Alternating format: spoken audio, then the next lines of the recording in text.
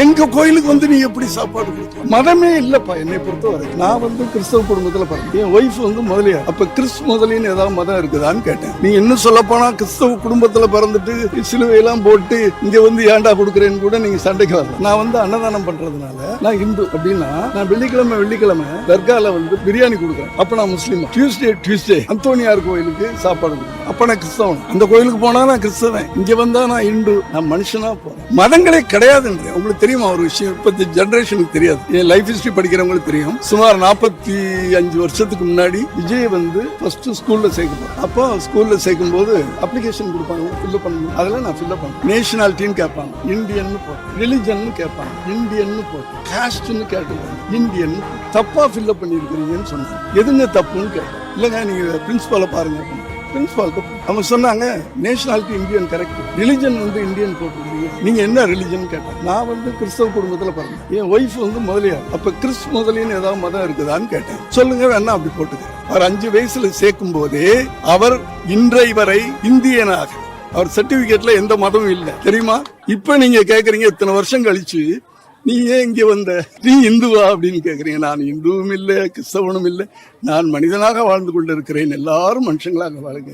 சண்டை சச்சரவே இருக்காது. விஜய் சாருக்கு ஏதாவது ஸ்பெஷலா வேண்டுதல் ஏதாவது இருக்கா சார்? என் பிள்ளை நல்லா இருக்கணும்னு எல்லா தகப்பும் நினைக்கணும்.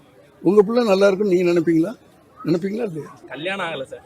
சரி, உங்க அம்மா நல்லா இருக்கணும்னு நினைப்பீங்களா? உங்க அப்பா நல்லா இருக்கணும்னு நினைப்பீங்களா?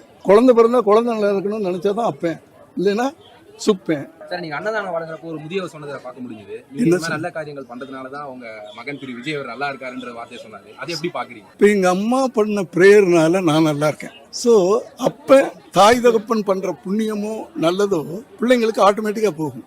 அதை நினைச்சு நம்ம பண்ணக்கூடாது. ஆனா எதையுமே நினைச்சு பண்ணக்கூடாது. நான் இதை பண்றதுனால என் பிள்ளை நல்லா இருப்பான் அப்படின்னு நினைச்சு பண்ணக்கூடாது. இல்ல, அவர் நீங்க நினைச்சு பண்றீங்கன்னு சொல்றேன் சார். நீங்க பண்றதுனால அவர் நல்லா இருக்காருன்ற ஒரு வார்த்தை. நிச்சயமா அது வந்து நடக்கும்ல. அதாவது இது எல்லாமே வந்து நீங்க பண்ற ஒரு நல்ல காரியம் உங்களுக்கே நல்லதா இருக்கும். நீங்க உங்க பிள்ளைக்கு போறீங்க, தப்பு பண்ணீங்கன்னா உங்களுக்கே அது தப்பா முடியும் இல்லையா?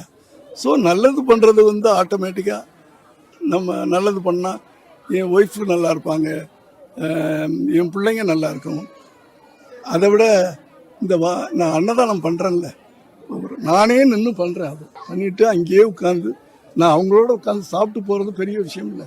நான் எடுத்துட்டு காருக்குள்ள போய் உட்காந்து சாப்பிடலாம்ல, ஏசி போட்டுக்கிட்டு. இதெல்லாம் வந்து ஏன் அப்படின்னா எனக்கு தெரியாது. என்னுடைய திருப்திக்காக பண்ணிட்டு புரிஞ்சுக்கங்க. ஸோ 42-43 வருஷத்துக்கு முன்னாடியே நான் மனிதனாக என் பிள்ளைய நான் உருவாக்கியிருக்கேன். இது அந்த ஜென்ரேஷனுக்கு தெரியும்.